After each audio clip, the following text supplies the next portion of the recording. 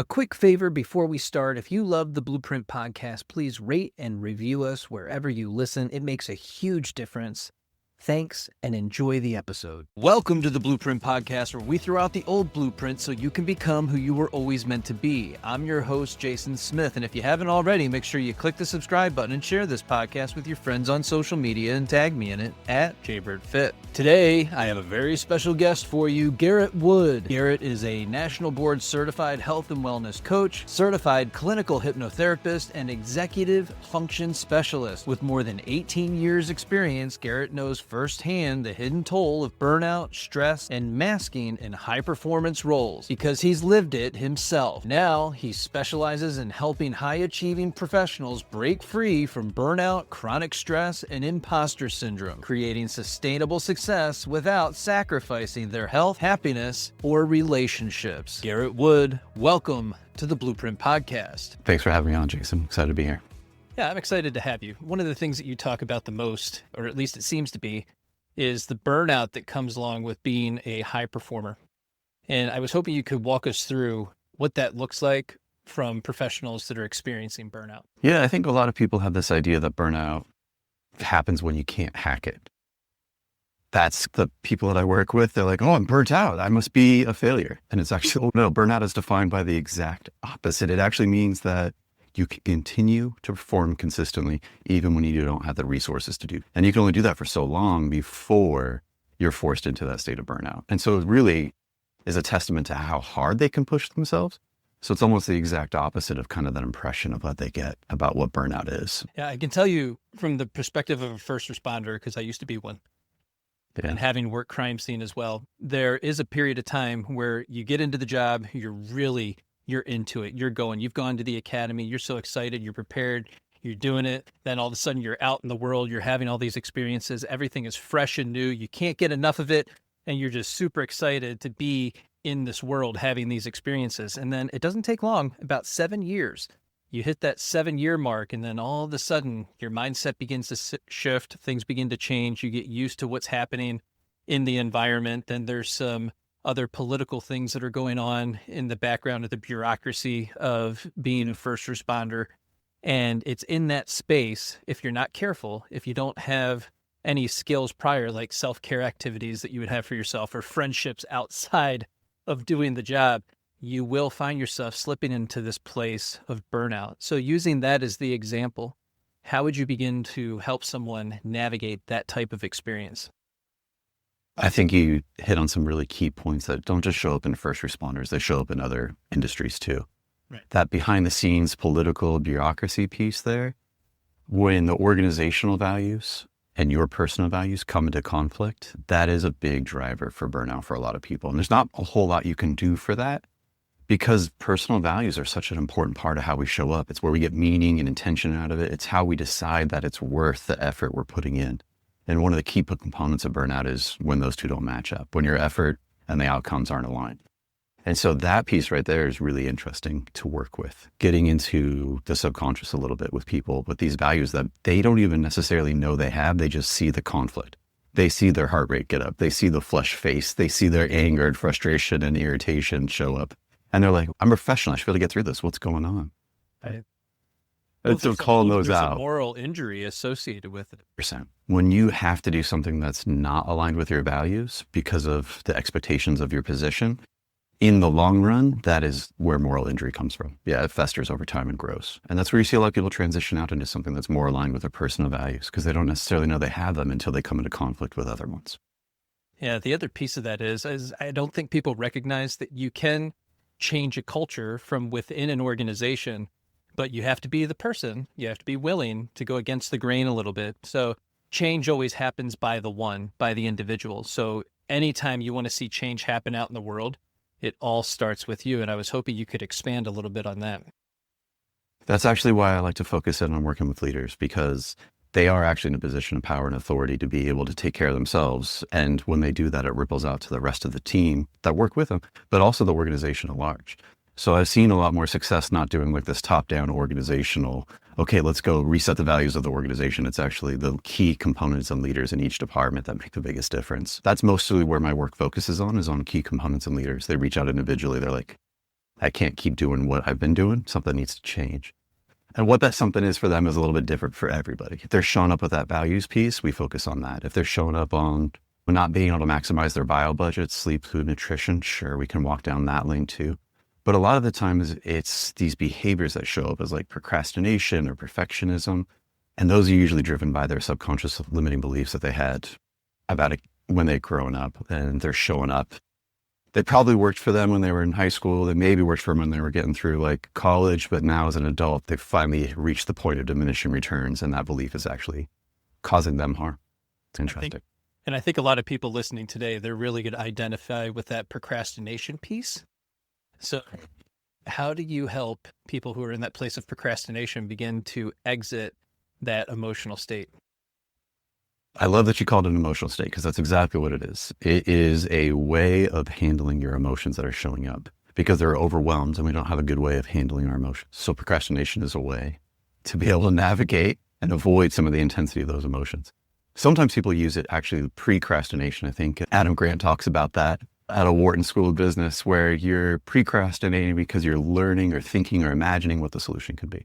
And that's actually really healthy. Sometimes we know we get all the facts and then we have to go sleep on it. We wake up and all of a sudden you're washing the dishes and something occurs to you. That is a healthy process. And so we're not talking about that. What we're talking about is when you're sitting there and you're going, this needs to get done. I know how to do it. I know how I need to do it. And I still find myself not doing it. Okay, what the heck is going on? Maybe it's that we're at that moral injury piece and you just can't keep yourself pushing forward. Maybe it's that we have a different type of executive function strengths than what it's expected of us. So sometimes an organization is very direct about how they expect you to perform your tasks, and you don't have a lot of autonomy. And the way they expect you to perform them versus the way you prefer to do it, there's a big enough gap there that you get stuck in that procrastination. I've seen that quite a bit. Yeah, I would say that's actually really common. You get to this place where you know what to do, you know how to do it, you know that there's also other ways that would make it more efficient, it would make it a little bit better. It might even make it better on the community at large.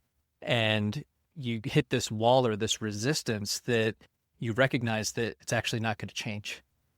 And so then you're stuck in this place where I have to adapt or diminish myself in order to maintain my position and to continue moving forward. But now you've completely muted your creativity and everything else that you're actually capable of. And I think that's why a lot of people at the lower levels of an organization will end up leaving, because they do feel so muted in that way. Absolutely. And that conflict between autonomy and being able to do what's actually the best thing for the job in your perspective, that conflict is really overwhelming for us as humans. You put a couple of guys in a very sterile environment and you make them bored for hours, and they would prefer to electrocute themselves than sit there without the electrocution shock. We do not enjoy boredom as a species. We're not good at handling it. And I would argue that the people that are first responders are probably worse at boredom in the long run, at least. Yeah. Your nervous system ends up getting... So it's one of those things. Before you even start the job, a lot of people on board with trauma that they don't know that they have. And so they're already have the prerequisites to be in a position like that they're going to do really well in. There's a lot of chaos. There's a lot of disruption. There's a lot of difficulty. And it's constantly in this place of go, then stop. And that can remind us a lot of our relationships when we were younger. If there was chaos and you learn that you can navigate that chaos, you might say, I'm really good in the chaos. I thrive in it. Not recognizing that you actually have a dysregulated nervous system. You might want to do some self-care activities, because ultimately that mindset is going to lead you to that burnout that we're trying to avoid. Yeah, being stuck in that on position all the time and like feeling like you can operate there as a comparative advantage to other people. In a short run, that is a comparative advantage and is worth being able to have at your disposal. It's a protective mechanism. It's there for a good reason. But if you also don't have the skill to be able to turn that off when you need to, that is the real challenge for a lot of those individuals. Yeah. So how can we make that shift from being flipped on and then being able to turn it off? A lot of people, they'll say, I sit in the driveway for 15 minutes before I go inside. I might scroll on my phone or dissociate for a little bit before I can go inside and actually hang out and be with my family. Yeah, you know what? Everything that works, it's just what is the diminishing returns of it? What's the cost to you of it? And how effective can it be? Like, what do you actually get out of it? So I think a lot of people have these really effective coping mechanisms, but they're really general. They're really broad. And so you have to do a whole heck of a lot of them just to get a slight little change in this thing that's actually causing you the issue over here. And because of that gap, there's just not enough hours or time in the day to really create a sustainable solution for them. Figuring out what that little thing is, and then also what that key intervention is for that person, is a lot of the work that I try to focus on doing, because it is different for everybody, very specific to what they've been through, their history, what's showing up currently in that moment for them. 6 months from now, it could be something completely different. But we do try to prioritize like a nervous system first response. And so we're not doing a lot of this mental game. Most people understand what's going on. They notice the difference between what they want versus the outcome, how they're feeling versus how they think they should be feeling. And they're aware of that. So talking through that isn't necessarily as helpful anymore for the individuals I work with. They're looking for something a little bit deeper. And that's both like metaphorical and also factual, because we're working deeper into their nervous system. And we use some somatic therapy type of intervention practices. So we're trying to get the nervous system to calm down through somatic awareness. And then we're also going to do some mindfulness, but we're going to do a specific type of mindfulness, and it's hypnotherapy. It's a specific state of the brain that it goes into where we have a little bit more diffuse, fuzzy type of thinking, less of the critical filter, more the being and less of the doing or the having kind of mindset. And that seems to be pretty effective for people to get into that state. It's restorative. So it is that off switch itself, being in that state, which is helpful in of itself. But then once we're there, we can actually get really specific with the types of changes we're making for people with how they show up, the beliefs, the feelings, the thoughts that they have about themselves, the world, and how they operate in it. Those beliefs, feelings, and thoughts, those will get you. Yeah, those stories that we tell. Yeah. On this podcast, we talk a lot about the internal narrative and the importance of that, as well as the language that we use with ourselves and with others to describe ourselves.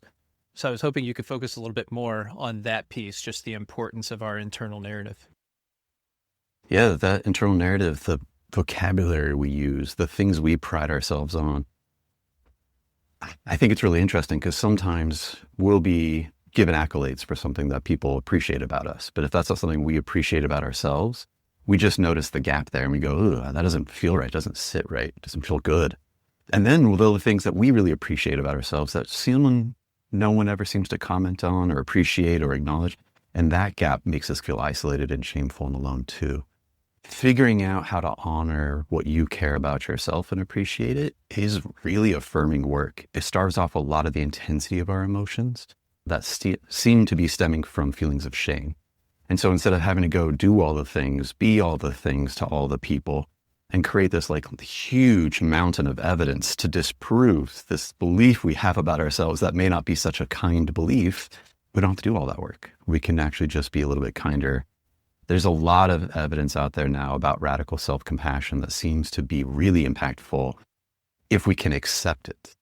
But if we grew up in that chaotic environment, we've been telling those beliefs for so long, those stories for so long, sometimes we don't even recognize that they're stories. They just seem to be the truth. And so when we try to do that consciously or even through narrative work, I feel like we hit a lot of roadblocks with people. And so that's why I really appreciate the hypnotherapy part, that subconscious work. Another thing that you specialize in is helping high masking individuals. What does masking look like in someone who's a high performer? Yeah, what's it look like? It looks like nothing if you're on the outside. But if you're on the inside, it feels like everything. Every single gesture, every single word sentence, every single choice of which words, how you're standing, your posture, if you're making eye contact or not. All of that extra effort is operating behind the scenes. And if they're doing it really well, no one would ever know. But they're going to feel that because that's just draining on that battery. My dad has an old car and it's got a sound system in it. He used to work in that industry. And he'd go out and his car would be dead every day. He's maybe barely drive this thing. What the heck? So he'd put a little trickle charger on there and it would finally get going again. But then it would drain off. He had to unwire the whole thing, rewire the whole thing to get it going. But for people that are masking, that's what's going on behind the scenes. It's just like a constant drain on their battery just to show up. And that's in addition to doing the job, in addition to being able to perform the job well and care for yourself. And a lot of that shows up in a lot of different sensory thresholds or profiles. I don't know if you're familiar with that marshmallow study where they put kids in front of a marshmallow. They had the proctor of the exam say, hey, if you don't eat this, when I come back, I'll give you another marshmallow. And then they followed up with the kids like 20 years later. And the ones that were able to starve off the second marshmallow. They performed really well academically. They had great careers, successful relationships. There's a researcher who came back and followed up with the kids who didn't do well, and he put them through a battery of assessments, and he found that most of them have a different sensory threshold than what the environment was in that they were testing. So they were under that complete duress that they didn't even know, because it's just how they felt in that world. The scientists didn't know because they weren't testing for that. The hard part for those kids is it was in a classroom setting. So at 4 years old, we thought they had either willpower, grit, determination, or nothing. But that environment was the academic setting. So they were in that environment, steeped in it forever. And that environment is so powerful that it wiped out their ability to display their grit, willpower, determination. And so that is sometimes how powerful those sensory thresholds can be. And if we're masking from ourselves from those things to be able to show up and do the job in whatever environment we find ourselves in. But it takes an extra effort to be able to consistently do that. So the rate of burnout, you mentioned the 7 years. For people that are high masking, it's closer to 2.5, maybe even 3, if they're lucky.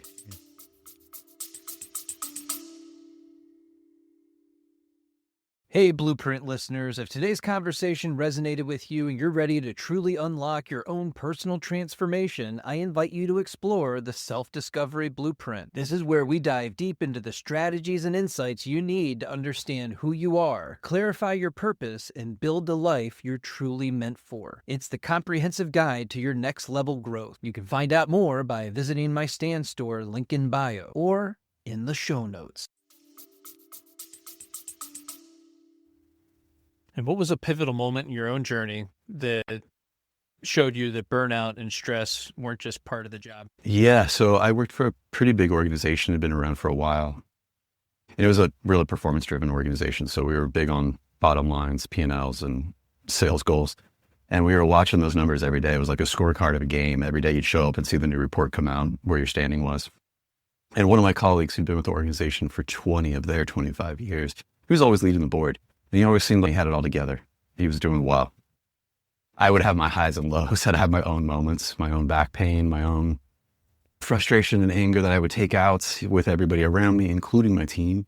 But it felt like we were doing good work because we were scoring pretty high. And I really enjoyed the work we were doing, why we were doing it, all of those things aligned. But I was definitely struggling. But then that colleague, who was someone I looked up to, got let go pretty suddenly without a lot of warning. And I was in a meeting about 2 weeks later with his replacement when we got word that he decided not to continue living. And so it was a really big wake-up call for everybody at the organization, but especially me, because I realized, wait a minute, you had 20 years of devoting your life to this company, your identity, your values, your ability to work hard, all of that tied into this position. You lose this position, the company replaces it. But then in your own life, you don't have much left over. It seemed like he'd given so much of himself to that organization that when that was gone, there wasn't anything left. And that, to me, was that wake-up call. Like, burnout isn't just back pain and being grumpy. A lot more, it's definitely that, but it's more tragic than that. If we're not paying attention and you are a hard charger and you are like nose to the grindstone type of person, you're in more danger than most and more susceptible to the worst outcomes that can come from it. So that was when I didn't quit that day. But I did start my clinic, I think, within 6 months after that. And getting into clinical hypnotherapy, it's not something that a lot of people do. So what was the draw there for you to get into that? Yeah, I mentioned the somatic work. I've seen some pretty interesting things working through the body that way, where people would be responding to some stimuli that you're helping perpetuate with them, and they'd be telling a story. And that story and that touch together would change something in their body. People think a lot about like missing limbs and how the mind can't quite update to that limb being gone. And it takes a while for that part of the brain to regrow its awareness. That limb is no longer there. It does know something's wrong though, which is why they have phantom limb pain. And so they do interesting things. They put people in like mirror box so they can scratch the hand that's not there so that they're like, oh, okay, that feels better. And then all of a sudden it calms the brain down and it can remap a new internal representation of where their body is and is not. But that's true for every sensation. So that's true for like slap, tickle, poke, itch, hot, cold, deep pressure, light pressure. And if you go through a really challenging experience, all of those sensations get encoded as part of that response. And so it's interesting if you give the body some of that sensation, and someone tells you that story at the same time about that incident or a similar one, that's when that pain, that chronic symptom resolves. And that was really amazing to see. It didn't always work. There was something else missing. And sometimes people are in a situation where they can't access that story. It's too overwhelming for them, or it's tied to too many beliefs, ideas, and stories that accessing that and moving through it would actually limit their ability to function. And so I think there's a self-protective mechanism in there for a lot of people where their body's, nope, we're just going to go ahead and let this run because it needs to, because of the environment we're in. But if that environment is self-perpetuated because of the story that you're telling yourself for really good reasons, that's where we get stuck in that loop. And so hypnotherapy spoke to me because it seemed like a way out of that for a lot of people. It was that for me. Before I've ever been a practitioner, I've always been a person on the table or receiving it. And it made a huge difference in a ways that like I couldn't even explain at the time, but now I understand looking back a little bit. Yeah, we just had Curtis Lee Thomas on, and he's got breathwork detox. And he says that the issues are in the tissues. So yeah, that somatic work is certainly something that's important. I found breath work at a point in life where I was looking for something, anything. You start looking for the different self-care activities. What are the things that I can get a hold of that are free, that are in my environment that I can do right now? And you recognize that movement is important. Get outside, go for a walk, touch some grass, get some sunlight, get that vitamin D. These are all things that you can go do for free. But you might not often find that breath work is one of those things that can help you navigate some of the internal challenges that you're going through as well. And of course, with all the different varieties and modalities that are out there, I found the physiological side thanks to Andrew Huberman. And after finding James Nestor and Wim Hof and all these different people on the internet, that simple physiological side, double inhale in through the nose and a long exhale out, for me, because all of our nervous systems are different, I always want to remind people that what works for one person might not work for you. So you have to be a little bit exploratory in looking at the different methods and modalities. And that's where we get to this place with clinical hypnotherapy as well, is it's another tool and modality that's available to you. But if you don't know that it's out there, then how are you ever going to know where to look for it? So for people that might be hearing about this for the first time, what would a session actually look like or feel like for them? Yeah, so we do a lot of pre-work before hypnosis because all hypnosis is self-hypnosis. So you have to be able to feel comfortable, relaxed, and choose to want to relax and enjoy that state. We go in and out of that state pretty often ourselves throughout the day. So the difference is being able to do that with someone else there that's helping you, guide you. Now, the journey that a hypnotherapist would take you on, hypno journey, we want to make sure that's something that resonates with you. I always think about the people who read the book versus watched the movie. They always say the movie's never as good. And it's because when they were reading the book, it was their imagination. They were casting the actors. They were doing the special effects. And it was their own personal version. And so we're much more suggestible to that imagery that comes from ourselves.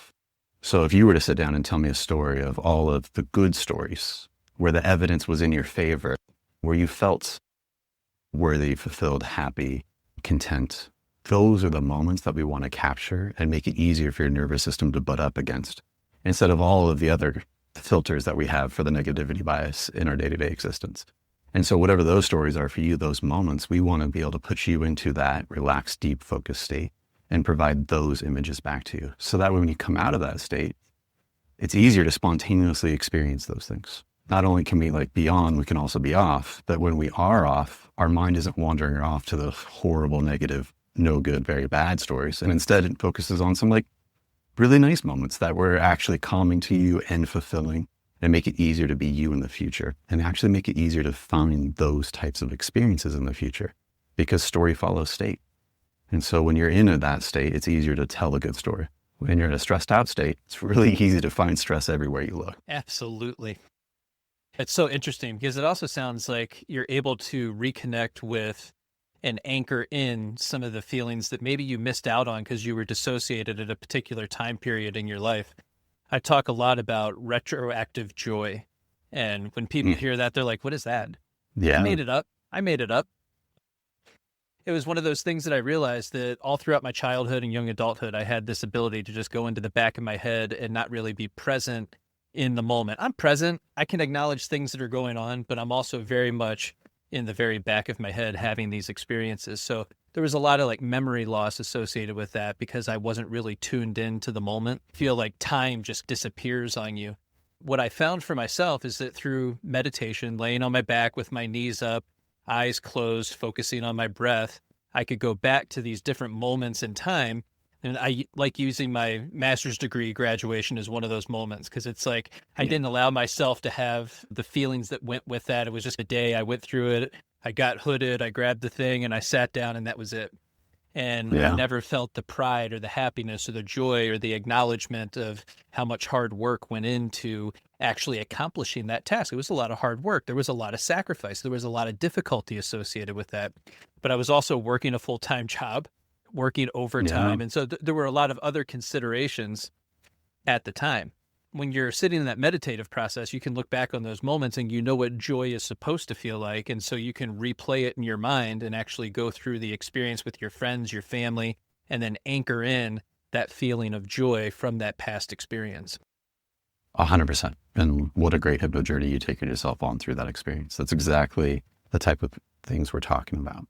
And there's this interesting thing with our memory. When you go back and recall a memory, you're not recalling the original event. You're recalling the last time you remembered it, right?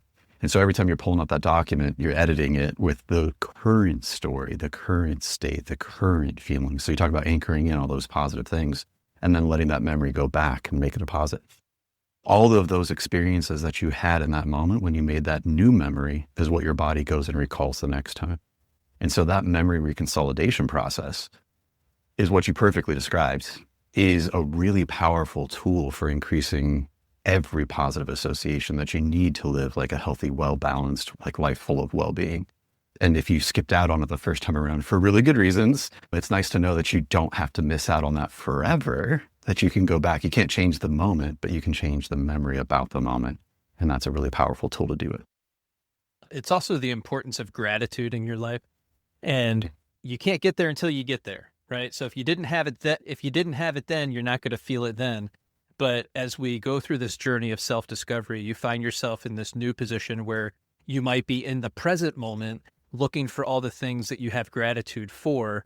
And in that, you're developing this new skill inside of you. And it's that skill of gratitude. And with that comes joy, happiness, peace, love, harmony, balance.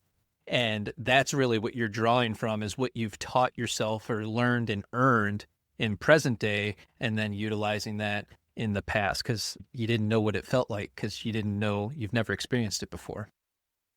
Yeah. And sometimes there's so like really salient moments where your nervous system's overwhelmed. Gratitude can be one of those. And then you're like, oh, wait a minute. I had parts of that feeling in these other moments. Oh, there was a hint of this like flavor or spice in that moment, but it wasn't all of it. Okay, great. But you can then go back and use that current frame and understand that through past experiences too, and amplify those as well. Because they were there in some sense of it. They're just the intensity, the emotion overwhelming. The recipe doesn't always come out right. And your ability to identify and actually name it. Yeah. And that in of itself is a skill. I don't think a lot of us are sat down with the laundry list of all the emotions. We have glad, sad, angry. Those are the big three that most of us like are exposed to and have instant. A lot of people these days live in anger. For sure. Seems to be, if you hop on the internet, that seems to be the dominant emotion. Yeah. They're really good. I think in the 90s, I always remember those Carl's Jr. commercials where they were really trying to use sex to sell a cheeseburger. And cheeseburgers are tasty. They didn't need to use anything. I was going to buy it anyway. But now it seems like the model for sales and marketing is about engagement and attention. And the easiest way to do that is through outrage. So I do think you're right. Like that is the new model of trying to draw our attention in. So how can we recapture our own attention? Yeah, you got to choose how. That is the choice you are making every day, is where you put your attention, your focus. That's really the biggest choice you have, I would argue. As a hypnotherapist, we talk a lot about focused attention and diffuse attention. Because even in that state, a lot of people talk about it as like a deep sleep. Like sometimes we'll even use those words in an induction. But sleep is far from it. We're actually not drifting down into that level of that type of awareness. We're staying above it. But that idea of channeling your attention into this deep focused state, you're really suggestible when you're in that state. And like you talked about, You can go through your life and put yourself on the back burner of awareness and watch it play out around you, but not feel like you're present in it. And that type of slight dissociative state is a normal thing when things are overwhelming, and we want to be able to stay focused and do the right actions that need to happen in that place.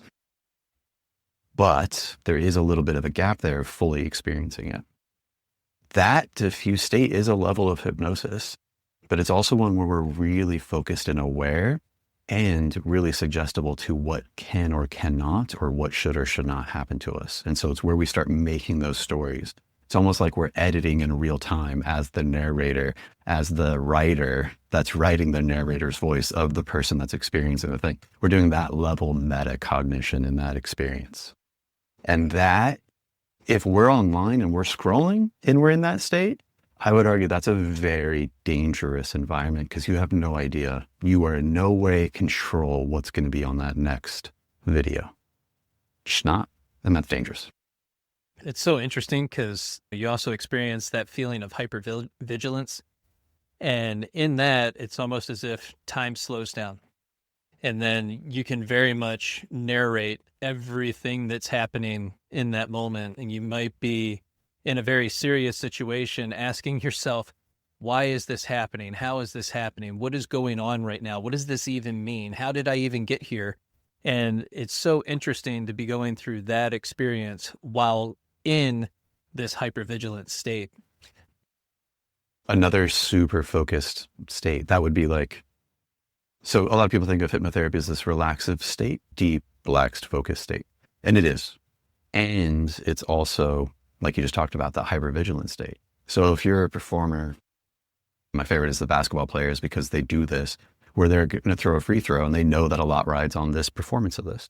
And so you'll see them bounce the ball a couple times, look back up, bounce the ball, look back up. They're actually triggering their own induction into a hypnotic state where they can hyperfocus in that moment on demand, tune everything out, and it just be them, their hands, and the ball in that basket, and nothing else exists. And that is a really high performance state. A lot of people are trying to get into that flow state, but that is a type of hypnosis as well. So it's interesting because you're talking about the hypervigilant state where everything's going by in seconds and it feels like it's minutes to you, and you're analyzing your own behavior as it's happening and questioning sometimes the reality of, is this even happening? How could this be possibly? Yeah, because it's in a crisis state, right? So, and I think that was probably the most interesting part of those types of experiences when that happens, is there's some sort of threat, physical, in front of you. You're dealing with this. It's on the job. You're in a very hypervigilant state. You're literally narrating everything that's happening, but you're also watching for what's going to happen next. And you can almost anticipate it by paying attention to different social cues and things that are going on. It's like when something's rolling off the desk and you're able to pick it up really quick. That's the experience. And be able to continue on as if you didn't make that grab. It didn't even take your attention away from this other part. You're able to do both at the same time. Yeah. Exactly. Intense. So what mindset shifts do you see as foundational for moving from burnout to breakthrough? Yeah, we talked a little bit about it, that giving yourself grace, giving yourself some self-compassion, recognizing that you're doing the best you can do. And if you knew better, you would do better because of the type of person you are. And so obviously, even if it's not the best thing, it was the best thing at that time. And I think just being able to accept that and then build from there is really important for most people, to give themselves that benefit of the doubt and not get so caught up in what could or should have been. A lot of the shoulds that we tell ourselves, they carry so much of an emotional echo and weight, and it really does keep us stuck in it. And then it makes it really hard to move through. Oh, it emotionally destroys people if you let it. Yep. So when people are burned out and they reach for these quick fixes, what are the limits of those types of hacks, and what does sustainable change require instead? Yeah, substances are easy to think about. In the hypnotherapy world, a lot of people turn to hypnosis to help them with smoking cessation. That's like the classic thing. A lot of insurances will even reimburse people for seeking out hypnotherapy for smoking cessation, because we know the effects that, and we know the effects that smoking has. So the medical community is great. Whatever we need to do, let's do this. But the idea about that is, you're outside, you're alone, you're taking some long, slow, deep breaths by yourself. You probably reach for the cigarette when you're feeling some discomfort in your body and in your mind. Nicotine itself is a neurotransmitter. So it actually speeds up your prefrontal cortex. It makes it easier to focus and have a more consistent, grounded dialogue in that moment. So it does a lot of things for people. It just also, in the long run, causes a lot of long-term damage. For a lot of people, they're not certain of the long-term outcome of their life. And so for them, reaching for a cigarette isn't as big of a deal. It does cost money. It does cost time. It does have other things like, you got to enjoy the flavor of it and the smell of it and all those things if you want to continue to participate. But pulling that away from someone isn't as helpful unless we give them something to make their life easier so that they don't actually need to rely on that. If you're walking down the hall in crutches because you got a bum ankle, like kicking out the crutches isn't actually helpful. And a lot of times we have coping mechanisms and they are crutches, but it's because we're injured. And so we have to do a lot of that healing first before we start pulling those things out. And so that's what we're looking at trying to figure out how to do with hypnotherapy. Is not more hacks, not more crutches. We're not trying to tape the ankle and then put crutches on and then put a helmet. Although that can help, we're trying to figure out why are you injured and hurt in the first place and what we can do to heal that faster so that way you don't need all these things. I can say from experience, smoking was one of those things that was definitely an emotional crutch. It was a way of dealing with stress, frustration, and everything that wasn't going right in my life at the time. And then, of course, you get to this point where you've matured a little bit. You don't like how much it's stealing away from your bank account, especially because I was living in the city at the time and prices were going up. And this was back in like 2008, 2009. So a long time ago. But you find yourself in this place where, okay, so what's the next step? I leaned on a medication. That medication was not good. So almost immediately stopped that just because of what was going on with that. And then you step into the nicotine gum, use that for a while, and then was able to go to just regular spearmint gum. And then here we are so many years later, have never touched it, not even a cigar since. Yeah. Not that I won't touch a cigar, but I just haven't yet. And I kind of like the feeling of just not. But how amazing would it have been if we had access to hypnotherapy back then in the way that it's a little bit more mainstream today? Not that it didn't exist. Yeah, it's been around. Since the pyramids were built, there's like sleep temples is what they called them back then, but they would put people into a hypnotic state and do some stuff there. It's been a modality for such a long time, but the stories people tell about it reflect the era in which they were telling those stories. And so a lot of stuff is really interesting because we didn't have neuroscience till very recently. Even the father of psychology, Sigmund Freud, that he was saying some very interesting things at his era that aren't even believed now. But hypnosis has been around through all of that and even predates some of that stuff. And so it's nice now because we actually have neuroscience. So we can put people into imaging machine and see what's going on in their brain when they're in a state of hypnosis. So it takes a lot of the stories away and tells a new one that's based in the neuroscience that we have now, which is pretty cool. And then is there a question that I haven't asked you that you wish that I would have? No, you got some really fun. This has been engaging actually in a really fun way. So I really appreciate your attention to detail on some of these topics and your own personal experiences. Because even as you're talking about smoking there, you actually walked yourself through a desensitization process. Okay, so I have these things. I'm using this for this. Okay, so I need to handle my emotions in a different way. But I still have this physical thing that I do. Okay, how can I do that differently? Okay, I'm gonna switch from cigarettes to gum. I'm getting my nicotine. Okay, now I have gum as the association. Okay, great. I can switch from one gum of a gum to another. And like that stair step down was not just kicking out the crutches and trying to limp through the day. It was, okay, my ankle is better now. I'm used to walking with a crutch. I can use a cane. Okay, now I cannot use the cane. I can use the wall. Okay, now I can just walk straight. And that is not so dissimilar from what someone would do in hypnosis with a hypnotherapist. And so what's a little bit more fun with that is that exact time period is when I started going back to school. Went to online junior college, got my college credits, got enough college credits, went back to school in my 30s, started a new career, ended up getting a master's right at 40. And so there was this massive shift that occurred just by looking at myself a little bit differently, acknowledging that was more of a character flaw that I had, and I wanted to eliminate that as a character flaw. Other people might not see it as that, but that's how I switched it in my brain. This is not something that Jason Smith wants to be doing for the rest of his life. and put me back in touch with some of the athleticism I had growing up.